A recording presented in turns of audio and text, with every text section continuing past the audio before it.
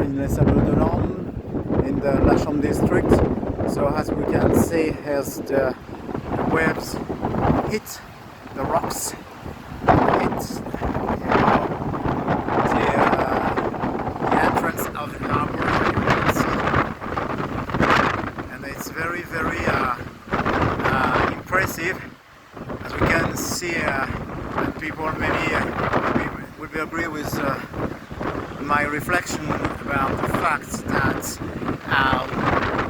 the nature is more powerful than us, than human being, and that we can see that for the moment the wind is around 60 to 70 miles per hour. It's quite very important, and so we don't know this evening the tempest goes on. So I'll show you all